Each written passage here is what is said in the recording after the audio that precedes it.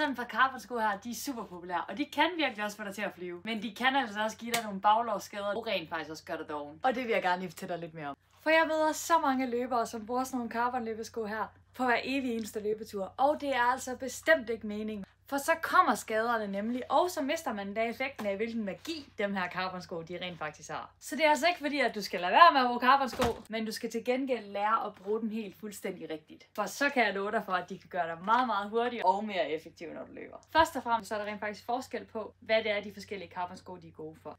Det her for eksempel, det er New Balance Supercom Trainer V3, og den er rigtig, rigtig god til, hvis man nu skal på en længere eller en af lidt hurtigere ture og har brug for noget ekstra hjælp. Men igen, hverken længere eller hurtigere løbeture, det hører hverdagen til, og det gør den her carbonsko heller ikke. Og den her, det er en af mine egne personlige favoritter. Det er Saucony Endorphin Pro 4, og den er virkelig, virkelig en af de rigtig hurtige, man kan bruge på intervaller, og man kan bestemt også bruge den til race day, hvilket igen derfor ikke er hver dag.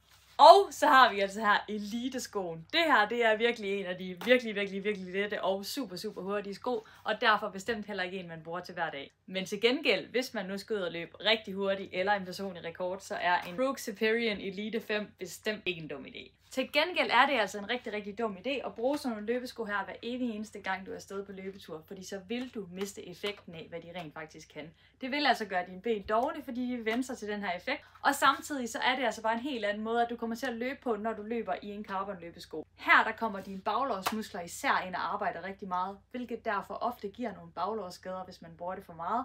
Og samtidig så går det altså ned og gør dine lægge dovne, hvilket kan blive problemer nede i anklerne osv., fordi dine lægge de ikke kommer til at arbejde på helt samme måde. Så de fantastiske carbon løbesko, brug dem lidt ligesom slik.